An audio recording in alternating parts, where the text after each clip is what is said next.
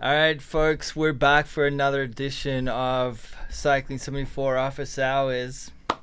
I'm super excited to have our special guest today, Lauren Sarah Hayes. Hi, Lauren.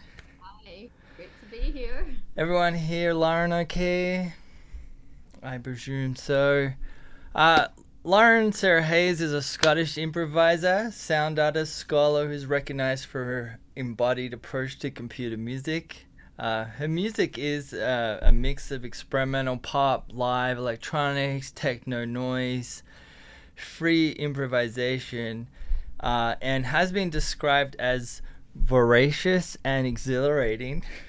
Her performances stretch, transform, and sculpt sound by manipulating, remixing, bending voices, drum machines, analog synths, and self-built software.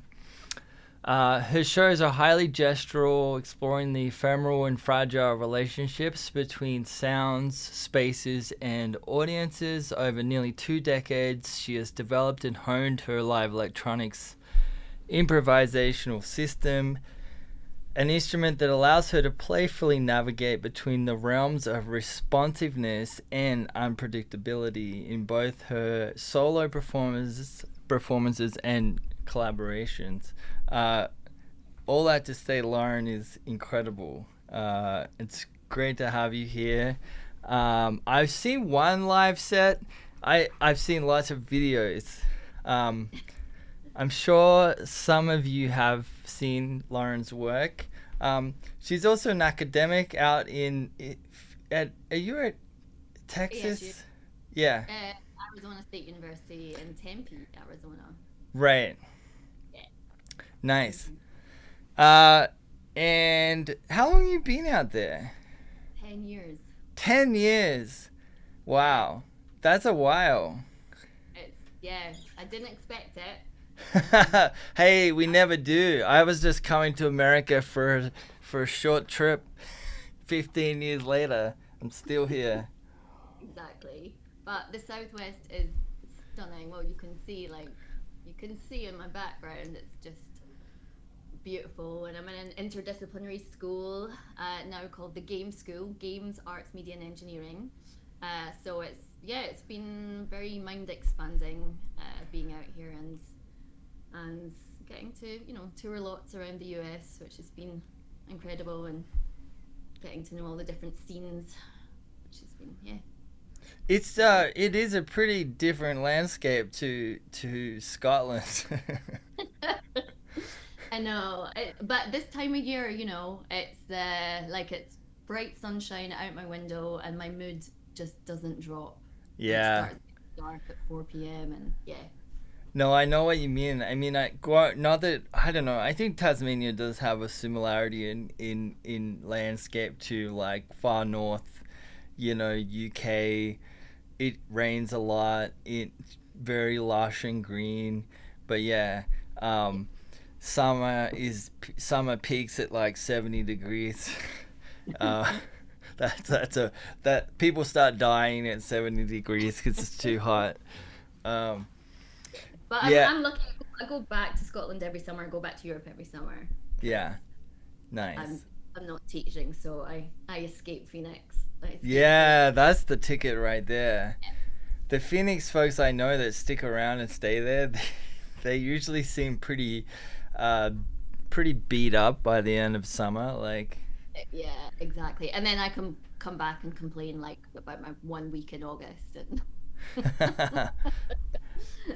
nice. So you still have a lot of friends and family there in Scotland. Yeah, and yeah, I'm usually based in Edinburgh in the summers. I have family also in Italy, and I've been doing more festivals in Italy. Actually, I was there a couple of weekends ago for something unconnected for To Listen To festival in Torino. So yeah, just still good, good friends, connections, family back there. So yeah, it's really nice to have the best of both worlds while I can. Yeah, I've just been to Edinburgh like one time briefly, and I spent a little bit of time up in Glasgow, but That's right, like, bro. oh, right on. Proud, proud Ouija. Glasgow has a vibe. I mean, that train station, pulling into that train station, I feels like you're in a Harry Potter film or something. But that, that was an incredible venue, the Arches. So underneath that station was these huge, I mean, it still exists, but they sort of shut it down as a club. But these huge brick railway arches, I've performed there a couple of times. But, for like techno clubs growing up, I would go through Yeah, to the Arches so many weekends. It was amazing. Amazing. right. So many. I mean, Glasgow's pretty infamous for having a strong experimental sound, electronic sound community. I mean, I we just had Auteca in town, and I mean, one thing that gets constantly brought up is their live sets from Glasgow Art School Yeah. as Yeah. being like some of the best they've ever done. Yeah, and so many like professional bands will start tour. Like ABBA would always start their tour in Glasgow. I think like Yeah, it's yeah, it has an amazing energy for gigs. And I mean, I guess when I was living there, I left when I was 17, so I wasn't really into the experimental scene, like more right. electronic music and bands and things like that. But I mean, it's growing so much now. Same in Edinburgh though as well. There's so many more nights now. It's amazing. That's Um, cool.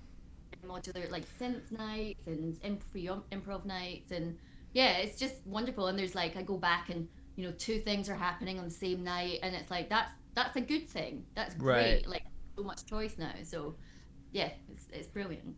I do like that. I do like that. Um, and I mean, I guess the UK has that thing too that isn't doesn't exist in the US. Like you can just get on the train and cruise around and cover a lot of different spaces and places in a short amount of time at a relatively cheap price. Like, Yeah, I mean the rail fares need to be lowered, and they're not as they're pretty unreliable. But yes, compared to being in the U, I mean our closest train station in Phoenix is 45 minutes away in another city in Maricopa County. So to get anywhere by train, I have to yeah, drive for 40. So yeah, and in the summer, like I try and set up tours when I'm back, and I had something in Manchester and Newcastle and London, and like sometimes it doesn't all match up, but you could just be there in a few hours by train, so it's fine. You can do my that, which I'm gonna date myself here, but my last tour in the UK was when the megabus thing was happening. Oh my god. You could catch a bus from London to Manchester for $1. One exactly. one I think it still does it still run? Maybe it's probably called something else now, it but blew I there's two things that have blown my mind with travel. One was the first time I ever got on a Shinkansen, you know, in Japan, and the other was the megabus for $1 that in 2009 had Wi-Fi. I couldn't believe it. yeah, amazing, amazing. $1. Um, Yeah, the touring thing suffered a little bit in the US in recent years with, gas prices seeming to Yeah, solidify at around $5 and the cost of, even fast food now. You can drop 20 at McDonald's and not get much. You used to be able to yeah. do the van tour in the US and like do it really cheap, but I'm not sure you can really do it that cheap anymore. Exactly, with gas, absolutely not. Yeah, it's hard, and like I think it's important for me to be transparent. Like often when I'm doing these things, I'll get something at a university that might support other Yeah, parts of it, and yeah. I think without that in this field, it's difficult. And yeah, sometimes like wonderful, beautiful things come up that are really well funded, but it's rare or it's not regular, right? So No, totally. yeah, like using those opportunities to kind of make it happen. And I just had RM Francis come to our institution, and like happy to get him to do a performance and talk to kind of help support his tour. So it's like, yeah, just trying to help that ecosystem where we can. I think I so. think that's a really great point, and I do appreciate you kind of bringing that transparency to the table because, yeah, there's a lot of mythology around experimental music, and there is the mainstream observation that, oh, you're making, you do music, oh, you must be making loads of money, like. Yeah. And it's Yeah, like, no, this is usually coupled together through several means of income streams and jobs and yeah. yeah, absolutely. And that's, I'm part of that to my students. And like, I've always worked that way. Like, before I started even doing this, I was doing like 5 freelance jobs, like, and saving up to go and do a master's, and then doing this kind of same through that, like tutoring maths actually, and doing music workshops and all these kind, and then playing. And yeah, I just think it's like a really important kind of point to stress, because I feel, especially in the US, there's like expectations of what's going to come maybe after someone does a degree, and the kind of reality of it is it's so piecemeal. And yeah, there's different ways of doing it, but I just want to, yeah, I always want to be transparent about how my touring works. And yeah, as I said, like sometimes there's incredible opportunities, um but a lot of the time it's DIY, putting it together, like supporting it through different things like that. And It's really fun though. oh yeah, I love it. I love it. We were just at High Desert Soundings with RM Francis. We both like closed out our nights at the weekend out in Joshua Tree. It was wild camping out in the desert. I played Yeah. it was like the last set of the whole festival, and there was a windstorm.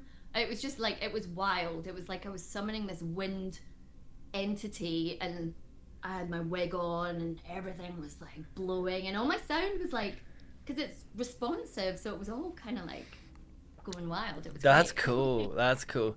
Yeah, I noticed you were on that bill, and there was several LA folks that I know who were out there playing Yeah, as well. Um, yeah. yeah, did you drive there? Hmm. Oh, nice. That's a journey too. It is, yeah. And I've got like a bit of a rig, a 1994 Isuzu Trooper. So Oh, nice. Hell so it yeah. like it likes going through the desert, but not very fast Yeah. and not very quickly. So No, that's all right. yeah, But it gets you there and it gets you home. That's yeah, important. and I can sleep on it. So You touch on the wig. I don't know if folks have seen Lauren's live sets or seen caught her online. You probably saw the preview image we used to promote this, but the blonde wig. definitely. The funny thing was that is this a newer thing that you've done in the last couple of years? Because I don't recall it from pre-pandemic, but Yeah, but like I always wore like I used to be in, like, okay, early 2000s. I was in like I was in punk bands, ska bands.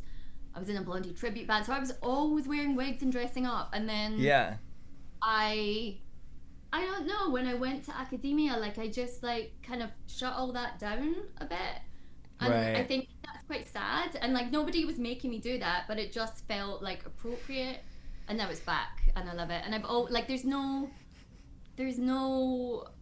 conscious thing behind it, other than it feels just intuitive for how I perform. I love Um, that.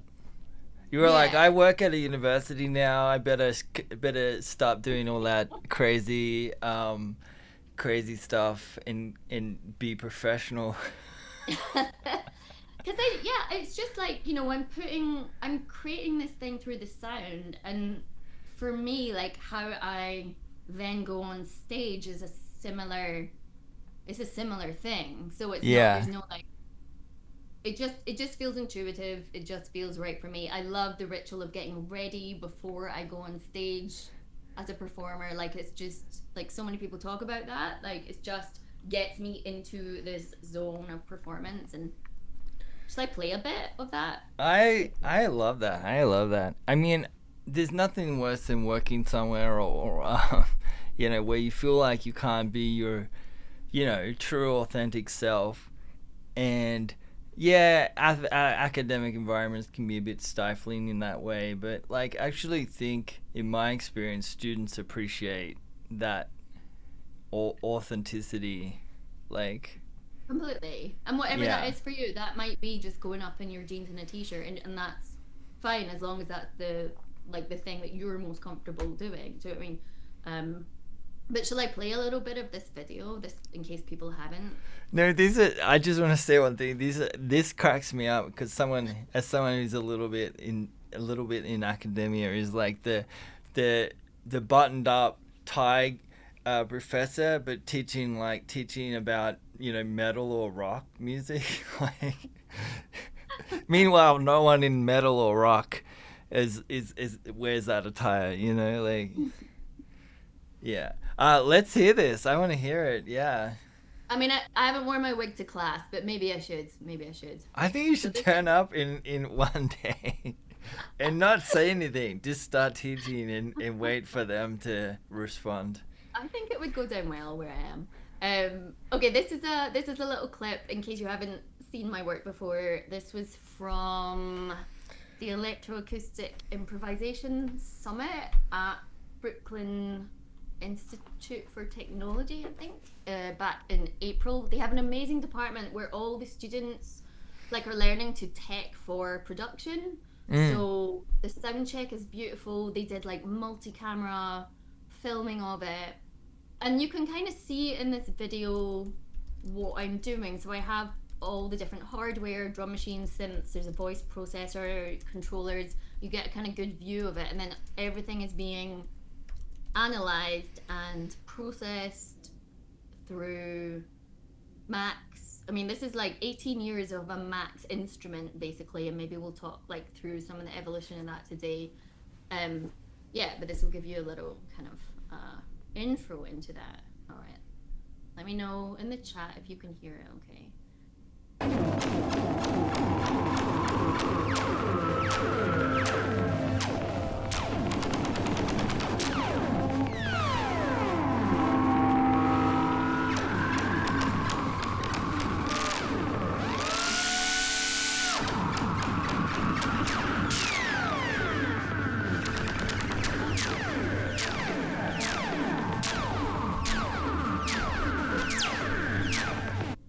Okay, they're saying it was audible for a second. Hey, Lauren, I wonder if you just mute your microphone while you're playing right, it. yeah. I think Okay. maybe there's some noise cancellation.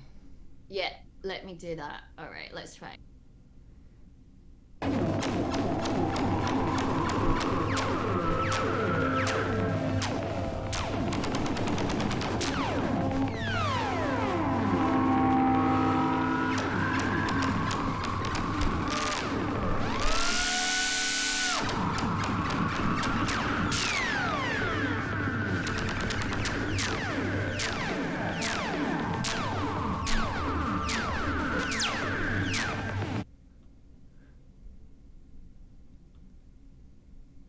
Yeah, I don't know what's going on.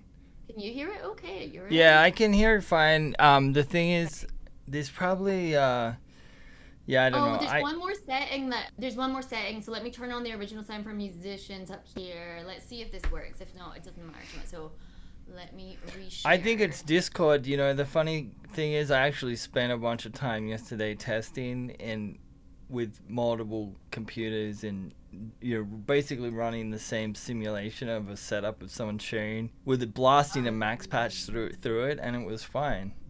Okay. Well, I'm just gonna try it again. If it doesn't work, it'll be on YouTube. And you can find it will be on YouTube. I'm capturing it nicely here. Okay. So. All right.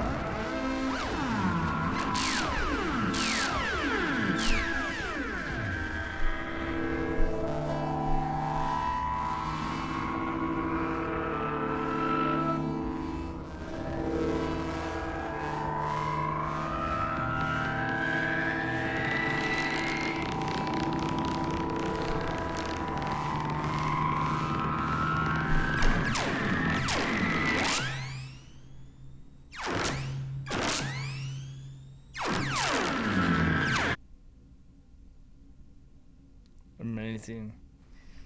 Thank you. Hey, are you running stuff out of Max into the Moog synths? Yeah, and that's all Edinburgh's fault because Oz, who runs Expert Sleepers, his company, Yes. developer, he's there, and we occasionally play together. We played together years ago in an improv orchestra, Edinburgh, and then ad hoc. And I play sometimes at his night wavetable. Anyway, and he was like, "Oh, you're a Mac user and you've got a DFAM. You need to get this to hook them up." So yeah, I am. But yeah, Yeah, because it did sound very. There was like this analog sound, synth sound, but like then I saw that you were changing some things on is it a Mother 32 or DFAM, DFAM. DFAM, and but then it seemed to be some synchronicity between your controller and the Yeah. synthesizer. Yeah, that's I mean, nice. that's everything. That's exactly what I'm trying to do in this instrument. I mean, maybe I'll maybe I'll share it in a minute, but so everything is kind of about this synchronicity and everything affects everything else in the code. So all the hardware is sending signal into Max. It's being analyzed for a variety of different audio descriptors. These are then being used to send information to different processes and parameters. Yeah. There's also live sampling in a variety of different ways.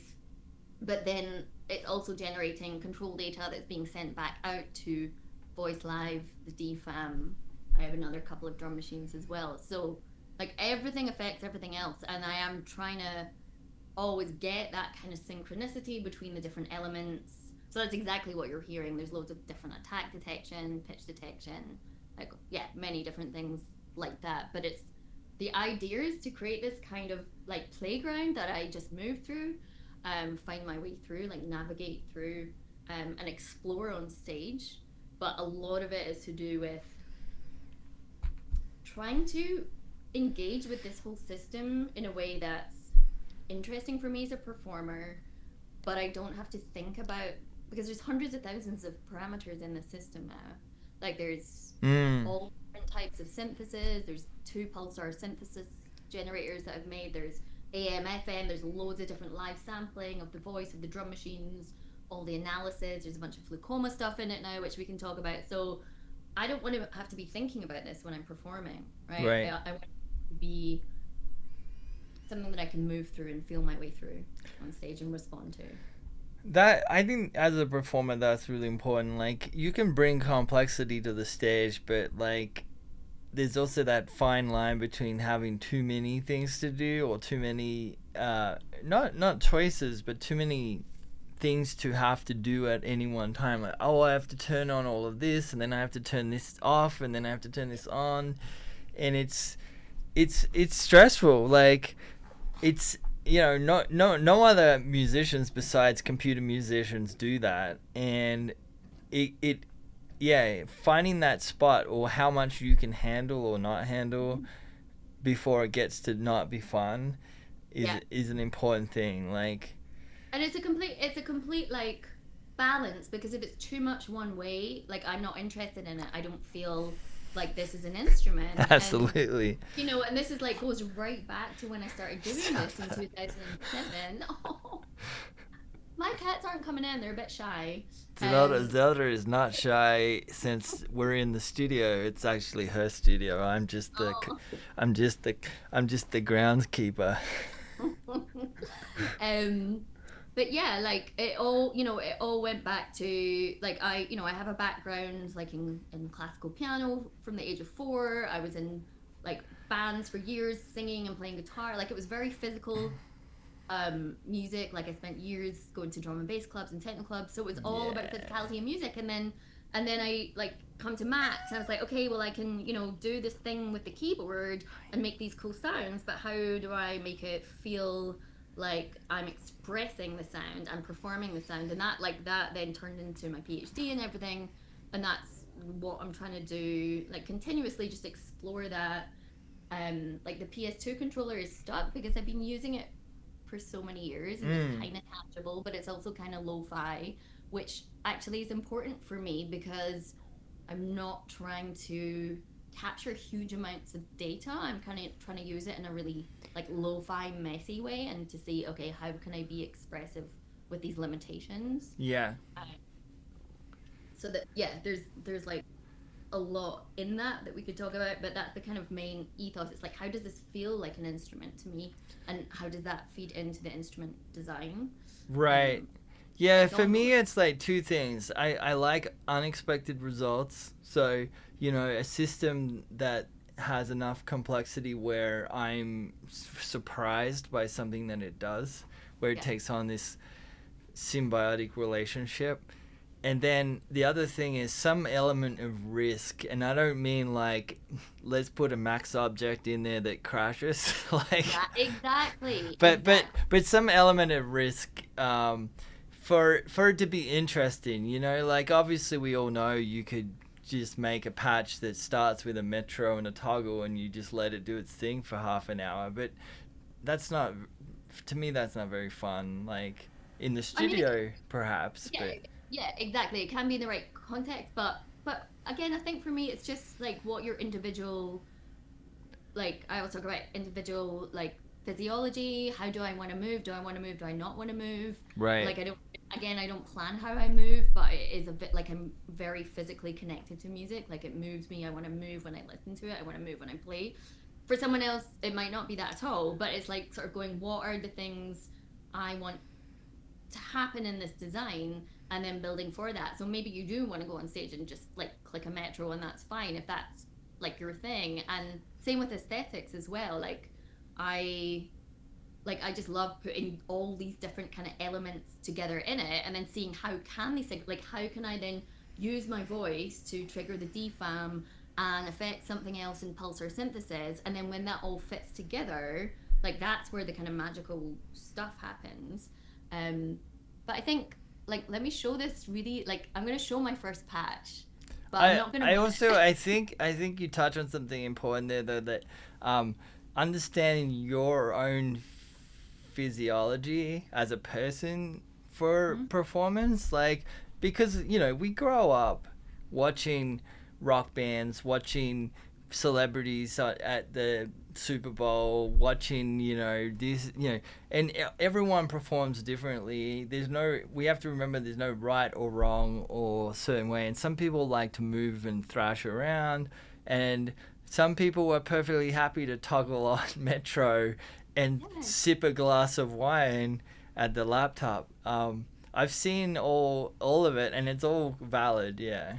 Yeah, and I think, also like there's a whole discourse around like the spectacle, and like in a lot of the kind of like theoretical, like social political discourse around what I'm doing, I'm like, I'm continuously thinking about like this, having this thing on the stage, an audience and separation. Like it's completely unimaginative for what we're doing with sound. Like the way we present electronic music, I mean, there's so many different configurations that we could be working in. And I totally get that, but I also feel it's a kind of gendered conversation in some respects, and also like I it's just how I perform. Like I've done it for so long, it's how I express music. But I do so many other kind of collaborative um ways of like working with the system. Like I do, like I was just up in Flagstaff a couple of weekends ago.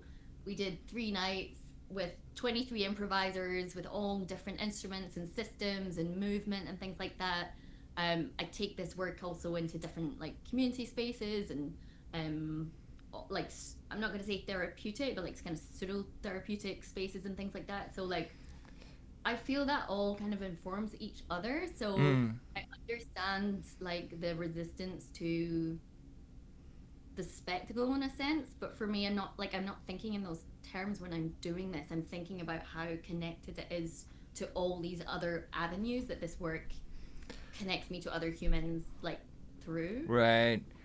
Does This that make sense? spectacle is something really interesting to me because, and I hate to bring them up again, but it's just because they're here in the US on tour is Orteka, Yeah. and I saw something Sean had mentioned about um, the whole like band doing the crazy flashy lights and then doing the encore, and it just seemed like such a spectacle, and they want to go to the opposite sphere of like basically being invisible on stage and being in the dark. But in turn, by doing that, they've actually created a spectacle.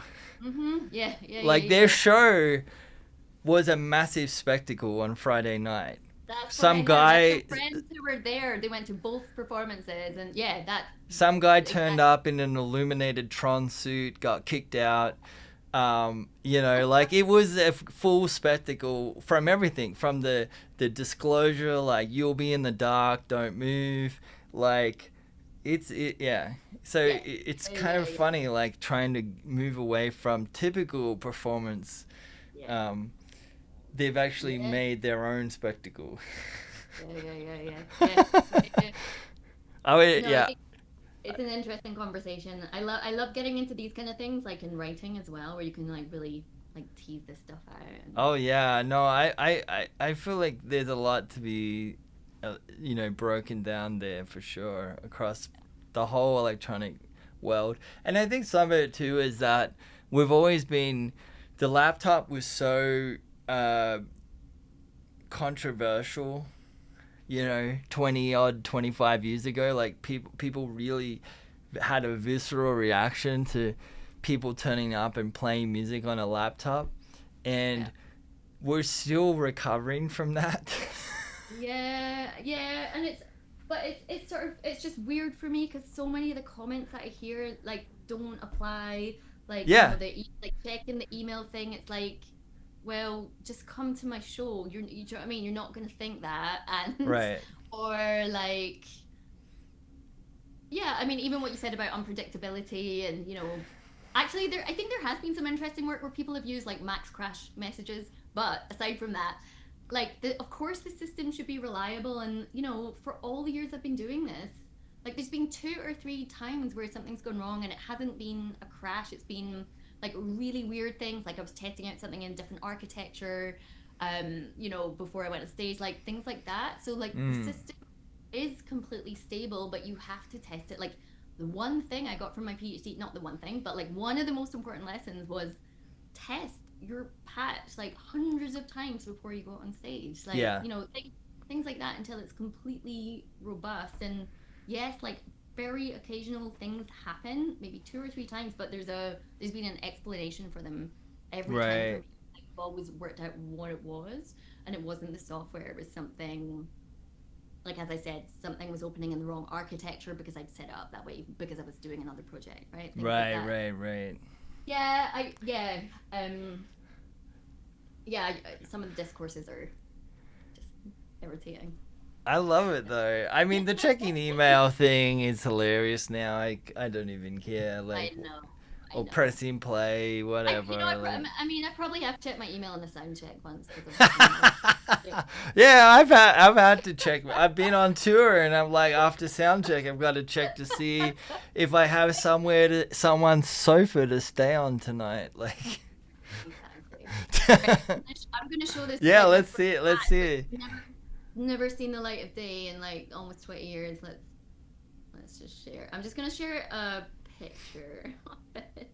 Let's because I was just Oh, interested in like going back. Look at this interface. I love this UI. So beautiful. Look at those colors. 2007. I think this was originally for 4.6, so which I don't have running now. But I think like it was interesting for me to go back and look at this. This was the first patch I ever did, the first performance. That's when I was doing my masters in 2007. I was using the game controller for the first time. But like the same thing is going on that I have now. There were different processes. There's like wave shaping. I'm working with sine waves. I'm working with AM, FM. There's live sampling going on. I got obsessed with phase vocoders for this one. This was when I would like code till 3 or 4 in the morning, like trying to fix a bug or something. I Mm. love those days. I can't do that anymore. Um, I was trying to modify a phase vocoder tutorial. I'm gonna put it on the screen. Remember this one? Oh yeah, yeah, it's a classic. Richard Dudas, who I know now. Yeah. And I was trying to make it work with um, real time audio because I think this was just working with buffers. And I Back remember then, just yeah. maybe this has changed now. And it was also like polar coordinates, and there was an argument for why that was important. And I was like so happy when I got this working, and I kind of love like I have a background in mathematics, so I kind of loved that aspect of it. I just like I don't have time to be so geeky with it anymore, which is kind of sad, but also, I have other things I love in my life. But I kind of look back fondly on those days where I would just stay up all night trying to solve It's solve not that some. we probably couldn't do the all-nighters anymore, but I find that what gets me now is the recovery, right? Like, Exactly. you know, I did do a 3 a.m. recently, and I was like patching away in the studio to 3 a.m. There's something really nice about it too. Like, it's the world is silent, and now it's really silent. Like, because no one's making social media posts at 3 a.m. anymore, and it's kind of nice, but like, it's the recovery that gets me. Like, takes me 2 days to. Yeah, but I'm a terrible musician. I'm an early bird. I love mornings. I just Nice. get up and I want to like go up on top of a mountain or go and ride my bike. Yeah, And yeah. so like I don't know, I feel like my days of like 3 a.m. coding are kind of done, sadly. But that's okay. That's okay because I feel I like I have. There's tons of stuff in here that's fascinating to me. So the Matrix, I love that how long Matrix controller and Matrix has been used in Max as a performance tool. Like, I still use it. I yeah, still use. I mean it's one way to get serious complexity, and I mean it's just one of those things that's in quite something. Yeah. Um, it's still so I still think maybe it's a little I like the new one, and I'm totally blanking. No, not chooser. Why am I forgetting it? Remind me, folks. It's the cable. Damn it, I'm totally blanking I was here. saying cross patch, Crosspatch, yes. Crosspatch is great, but there's something I don't know. I still like Matrix Control. Like, yeah. Yeah, and I'm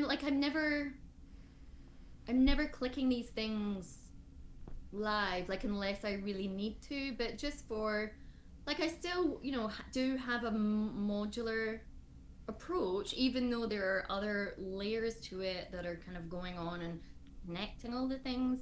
Like there's still modules. I was kind of taught in a really disciplined way with abstractions and B patchers, and I still work in that way. I still have folders of abstractions, and a couple of years ago I went through like all the kind of old stuff, and I want to now maybe go back and do it with like this kind of age of stuff. But yeah, Mm.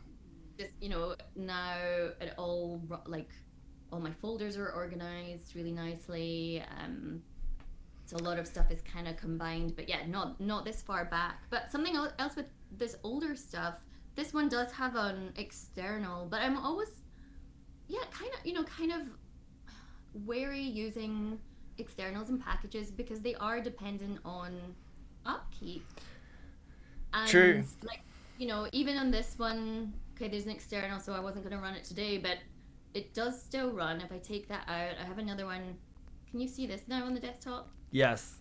Yeah, so this was like, I think this was like 2012, and this basically still works fine because this was for when I started also doing a kind of like parallel instrument for piano and electronics. And this began kind of not wanting to use any controllers to do everything through machine listening. So, like, really kind of starting to develop this analysis stuff, just deciding like what is the range um, that I'm playing. It was prepared piano, so I was never using any of these things like in an accurate way. Like, I still use fiddle, I still use bonk, I still love these old, Mm. old objects. But calculating, well, what is a phrase? Like, how do I determine what a phrase is what is the period of silence that needs to follow something to be a new phrase, and kind of Right. how those things. And I think because I was working with piano, there's so much was based on attack detection that Mm. that's kind of fed into the instrument that I use today. So it's kind of really interesting to me because the way that I use my voice, often I'm having to create like different attacks with the way that I vocalize because it's come from this kind of history of machine listening through the piano, which is kind of interesting. But the other thing I was going to say in this, like, I still use this. I still have, this is kind of messy. I still have some old Gabor stuff, and I still Yeah. use it because what I do is like it captures the pitches that I'm singing, and then it will slide from that to the next sound that I make. And Nice. whoever is still keeping this up to date, like, thank you, because it still runs on my Mac. And when that stops being updated, I'm gonna be really sad. So Yeah, I wonder about this. You know, there's definitely been so many third party projects that have come and gone over the years, and you know, maybe the database is still out there and the code just has become dormant. No one wants to bring it up to, you know, Apple Silicon or whatever.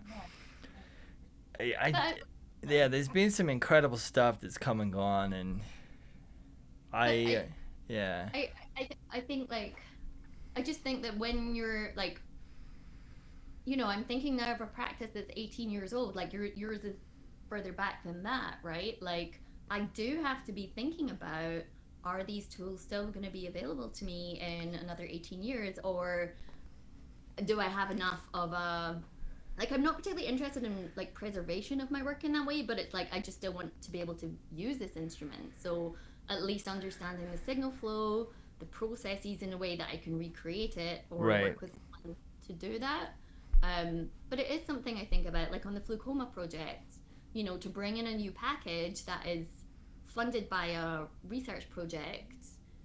Like, what is going to be the limit of that in terms of yeah, what into my system? yeah. Like if they lose their funding, does it get open sourced and put out there, or what happens? Like, And I think maybe it is, but still, you're still kind of relying on that. But I mean, I guess I'm relying on Max for my practice right now. yeah, yeah. I would say increasingly I have become conservative in this manner over the years in terms Yeah. of just sticking with vanilla max, like, you know, or any cycling made package. Um, but, and I don't feel limited by that at all. Because I did get bitten very early on by being reliant on some Max packages that never made it from PowerPC to Intel. Okay. Yeah. Yeah, and so you know I was kind of like, and there was a lot of no, and it wasn't just Macs either. There was plugins that never made it past PowerPC chips and never made it up to Intel. There was a lot of things that got left in the mid 2000s. Yeah, and I think that's like that's I think that's like every time I incorporate something, like I really want to understand it in depth so that if that does happen, like either I can rebuild it myself or know what to ask for when I'm Right, going right. to with that. Yeah, I just think it's a really kind of important thing because yeah, these projects are so old now, and as the instrument evolves, yeah, I mean, some of these modules like persist. It's kind of interesting looking back at all this. Like, I mean, this is just like a basic, I don't know, ring mod thing. So like some of this stuff is still in the thing I use today. Um, some things kind of fall by the wayside, I guess, if I'm not using them. This was a nice thing. This was like Jean-Francois Charles, who I recently met at Yeah, the he's Max. awesome. Yeah, and I actually rebuilt this using FluCoMa recently. But this is like, great for like the slicing up kind of incoming synth or vocals or pulsar stuff. Yeah, I love. his stuff is excellent. Look, annotation. This is like when you're a student, you annotate your code really nicely. You credit. Are you using the Mubu stuff? Philip Meyer is asking. No, I don't think so. I think I've played with it and then I just use other tools. So I think it loads. So maybe I am somewhere. You might But just have the package installed. yeah, I don't think I'm currently using it in anything. Yeah, nice. Wow. Yeah, no, you touch on some interesting stuff here, like, having your, yeah. I mean, I think this is why I'm seeing people now having more than, they keep like a legacy machine around, right? And they lock it down to one OS and no updates, and um, yeah. Um, that's one way to do it. But yeah, it's something that I don't lose any sleep over it, but yeah, it's something that it's interesting because, like you said, even Max, even cycling, like, I don't know, I have some hope there that, no matter what, um, Ableton would keep it alive, but you never know. Like, Hmm. you know, will it be around in 30 years time? Will I be able to bust out a crazy Max set when I'm 80 years old? I mean, the thing is, like, if the when the plug gets pulled, I will go on stage and improvise with some rock. Like, I will, you know what I mean? I'll use whatever is available. That's no problem. But I just like I deeply love what it affords me to be able to Right, do. right. So I'm hoping I'm still going to be doing this when I'm 80. Um, We'll see you out there, Sarah. Lauren. Someone's Uh, asking about FluCoMa, and yeah, what's your story there? It's really funny. Like, I see people, I do think the FluCoMa effect is that, yeah, some people are like, it's so hefty that people are concerned about bringing it in, and the fact it is a third party thing, but it is quite good. Alex Harker obviously is involved, and many other really long term Max programmers. yeah, and so I got involved. I was one of there was 8 commissioned artists to basically write works for it while they were still developing. Yeah, shout out to James Bradbury's amazing. All the team were great. Like, so I was one of the first artists to basically create pieces using the tools while they were being developed, first in the second kind of toolkit. So I was on the first selection of tools, which was more to do with segmentation and um, layering and things like that. Before some of the more later objects to do with machine learning, statistics, and things like that. But yeah, it was challenging for me, as I said, because I have this like very advanced system for improvisation that's very embodied. It's kind of designed in the way that gives me that fluidity and flexibility and unpredictability and so on. So um, this article by Jacob Hart, who was at the time the PhD researcher, is really great. If you want to go into depth, I'll share it in the chat of how I used it and the different objects that I used. And there's some demo patches that you can download from the article as well. It talks about the piece. There's a video of the piece that I did. So I was kind of using more stuff more functionally. I was like replacing like the Jean-Francois Charles slicer with some FluCoMa tools because I was able to try like different types of transient or onset or amplitude slicing. So like just playing with the different algorithms. Um, Yeah, I and wasn't aware yeah, of this article, so yeah, yeah, this is let me put it. awesome. Also, um, what was kind of terrifying for me with this was that he doesn't have my main like full patch, so I gave a kind of like simplified version. I didn't There was some things that didn't go into it, but he kind of pulled it apart and did this, which which kind of terrifies me because I don't think about my code as a computational, like as a computational system in terms of, so all the embodied cognition theory that informs how I work, right? So how we make sense of the world through our physical and cultural and social engagement with it, right?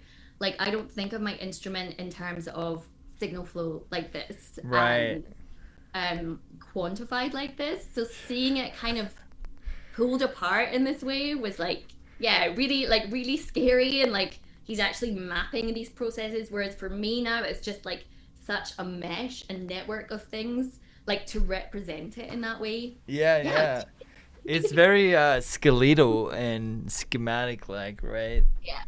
But I think, maybe this is really good. Like maybe, I don't know, if I lose all my work, at least I'm gonna have um this to look back on. But I think it was important for someone to do this, to kind of look at how things are connected. Somebody in the chat was asking about some of this like connecting analysis to parameters. So some of that is in here that you can look at in detail.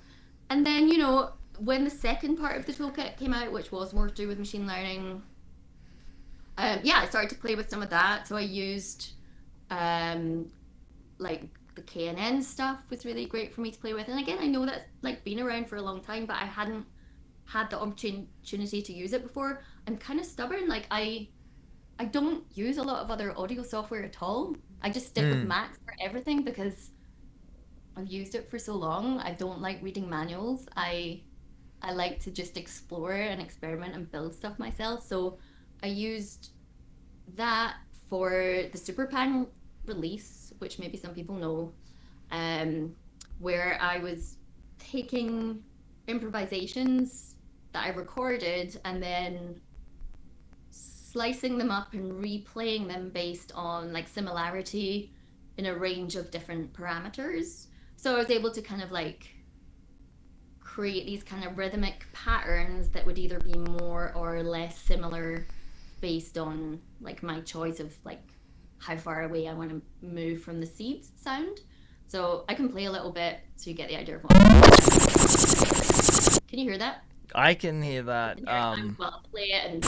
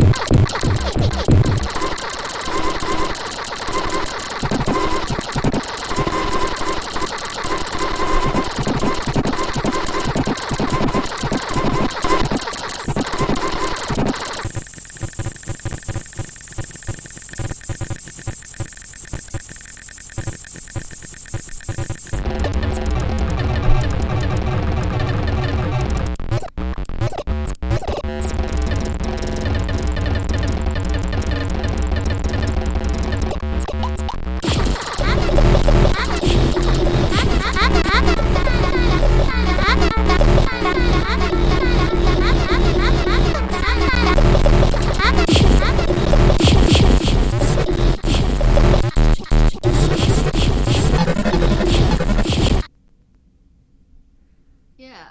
So that's like an so you can That's hear like so the wicked. Thanks. So yeah, you can hear bits where I want to stay with the material, then jump to somewhere new, and then like work around that area. So um, yeah, I mean, I still use that. I have something new that I just finished. I need to get out into the world, and I still am using this technique. So the FluCoMa tools have kind of permeated, and I continually want to explore them, um, and Yeah. it's just time and infinite possibilities and all those things. So It's just time. That's what I find these days. I'm like, I've got everything I need. I don't need more tools. I don't need more anything. I just need time. Just time. okay, the noise canceller. Oh, let me see. I really don't know where this noise counselor is coming from because everything's turned off in Discord. I'm honestly getting a bit tired of Discord. I think at some point we might switch to just doing YouTube streams and no longer using Discord. I actually think Discord's bandwidth is caving when you start pushing through heavier sound. Anything more than a voice. Yeah. I mean, the highest bit rate they can do it with is 320 kilobits per second, streaming rate. So we might be maxing out their bandwidth. I think, Lauren, you're definitely maxing it out. Wow, folks, we're at the top of the hour now. Any questions here? Timo Hoogland, awesome Max programmer, has been on here himself. He has a question. I'd be curious to see how you would draw a map of your own. Like, how would you draw a map of your own system if you had to, Lauren? I wouldn't. I would leave it up to other people to do He's that. been reading a book by Maria Bauman's new book, Yeah. Composing Interactions. I'm going to check that out. Yeah, she's great. She's great. She actually worked on my earliest haptic system. Nice. So I was developing. This was like in 2009. I wanted to feel the digital part of my sound. Like, I missed that as a performer. So a lot of my academic research has been on making sound like palpable to the performer. So I worked with her synth stage system to develop a wireless haptic wearable system, so I could actually feel the sound that I was producing digitally, because a laptop doesn't resonate, right? I missed that as a performer. So I've actually worked with her. Yeah, her work is amazing. I do want to check out how she's thinking about that. But yeah, I'm just not interested in representation of my work. Like, that's not how I'm thinking about music. I'm thinking about music as an activity, like Christopher Small, something that we do. I don't think about trying to. I'm not concerned with trying to represent the system in this way. So if someone else is interested in doing that, I'd love to see it. Like, I loved seeing what Jacob did with the codes, but I think someone else could be much more inventive there. I would probably be trying to resist doing that. Yeah, it's funny, it's that thing. There's so many worlds within our world that we've created that you could explore. Like, you could spend the rest of your creative life mapping systems and not even making any sound. Like, there's another question here. Curious about how you approach the joystick and XY pads. I've been using more and more about that and how to build the best performative joystick or XY pad. Yeah, so like, if you can see this screen now, this is the current kind of performance patch. And I mean, the key for how I work is just all multi-mapping and maximalism to the point where I can't just name like what the joystick is doing. Bless you.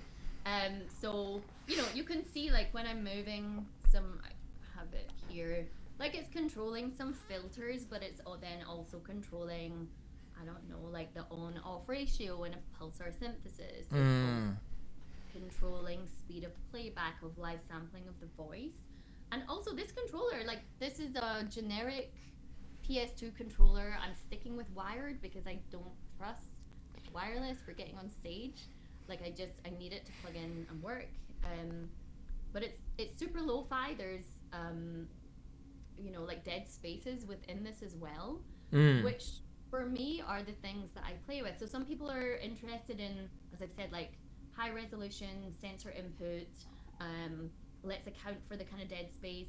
My approach for working with like any algorithm that I'm working with is like, where's the noise within that, and then how can I use that creatively, expressively. So the way that the joysticks fall, for example, or their ranges, and how the ranges will kind of miss out particular areas, then feeds into like some harmonic elements that come through the system, like through some of the synthesis, for example. And those are the things that I make use of rather than trying to negate them, because those are the things that I find interesting working with electronics.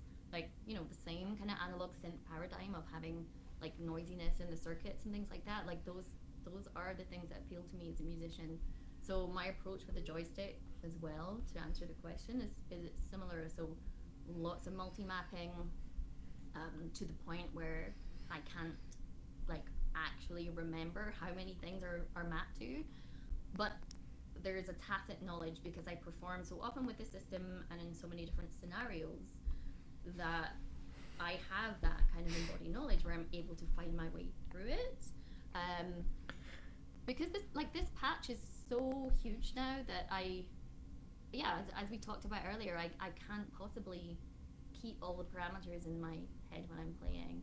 And there is, Mm. like, you know, as we said, there is that struggle, and there is still things where, like, I have a chord nano control because there are times where I do want to adjust the level and I do want to turn something on and off, and that for me is the hardest part because I have this like ideal thing that maybe when I'm 80, well, I won't even need that, and it will just all emerge.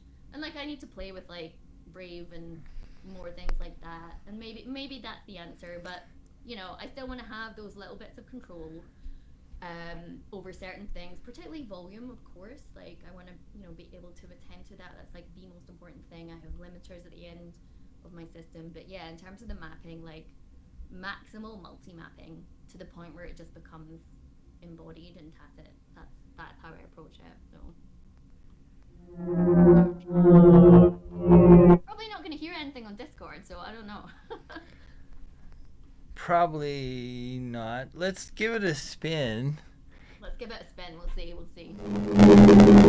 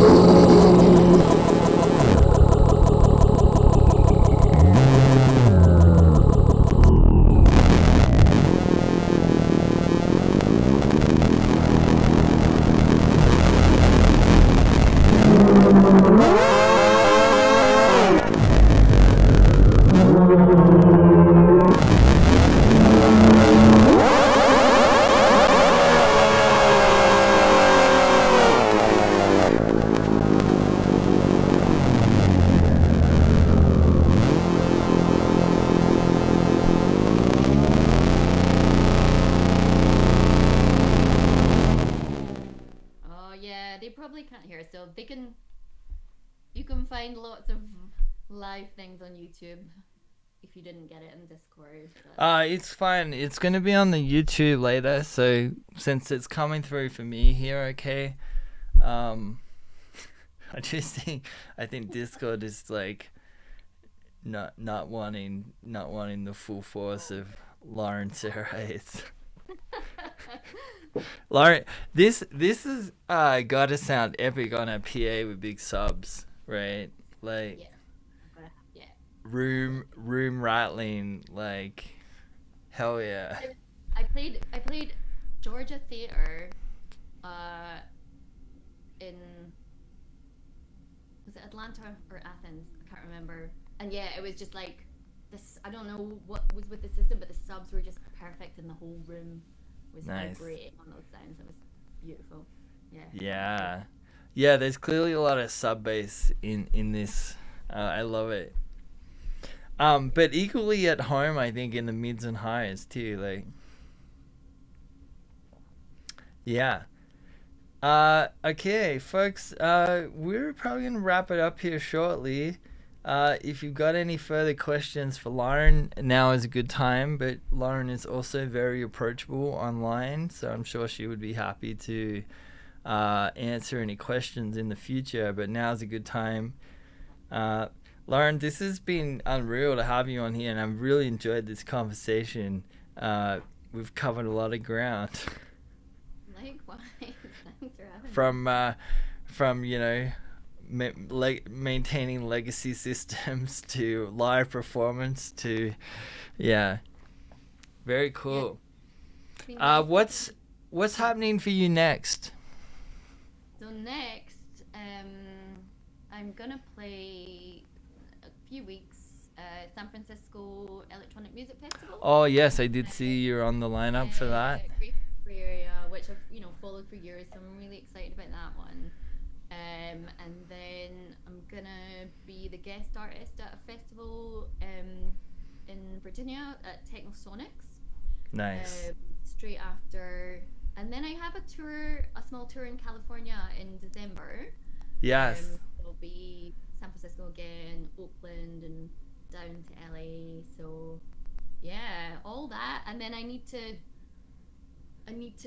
get this album out, which I'm really excited about. But when you make something, you're like, right, I'm done, and I need to like actually now send it out to people. So I'm excited to share that, and I need to just get a bit of headspace and start working on getting that. Well, are you gonna have that new release when you tour in December, or? I don't think so. Oh, I think okay. I want to just take my time and do it. I have not started. Yeah. No pressure. I was just curious. Yeah, I think it will be probably next year, unless I can really push for it. So yeah. Nice. Exciting. Folks, you can catch Lauren on Instagram. She posts all of her updates for shows there. If you're in San Francisco, you definitely want to check out the Electronic Music Festival, because I see